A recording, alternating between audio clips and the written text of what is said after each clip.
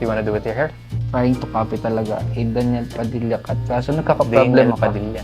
DP cut. DP. Yan. Nagkaka-problem ako dito mostly sa gilid.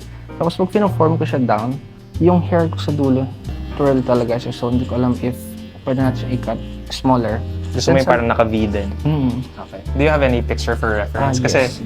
meron siya ng mahaba, meron siya ng maliit. Alin bang type ng buhok niya yung gusto mo? This one. Sige, pero that means ito hindi natin, walang fade to. So yeah. ito, yung Okay sa with likod, walang fade yan. Alright. Okay na yan? Okay na. Let's start.